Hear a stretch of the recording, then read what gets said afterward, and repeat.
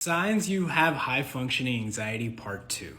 Now, I don't actually like the term high functioning anxiety because it makes it seem like what the person is going through isn't that serious. For example, somebody who is agoraphobic, who can't leave their house, you would assume that they have it worse than someone that can live their life but still experience the anxiety. That's not necessarily true.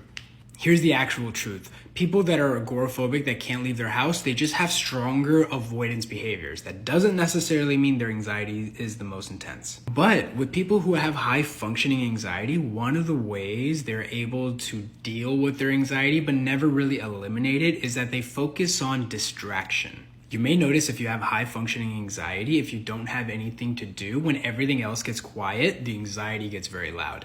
And so what happens is that when people have high functioning anxiety, they always have to do something.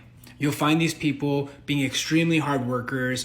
They end up going above and beyond. They're always busy doing something. Now, you would assume that they're living their life fully, but in fact, they're actually running away from something. So they're not doing something to live life. They're doing it as an escape from what happens about what they feel when all of that stops. And so this can be anything. This can be physical symptoms they're experiencing. This could be these intrusive thoughts. What if I'm going crazy?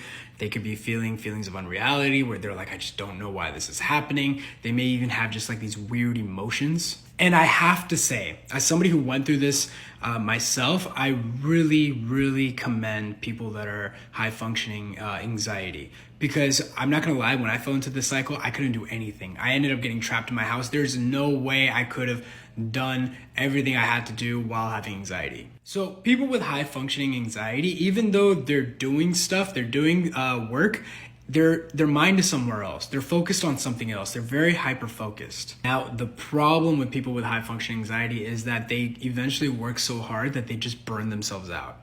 And they end up just keep going as a way to escape, and then they just get exhausted, and then they have to stop, and now the anxiety hits them full force. Here's the tip, okay?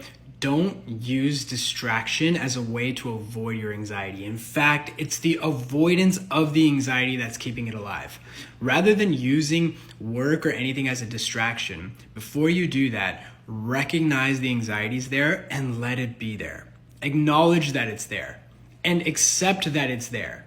Once you allow and accept it, look, you don't have to like it, you don't have to love it, but let it be there. Then focus on doing everything, and then that's really how anxiety goes away long term. To learn more, check the comments.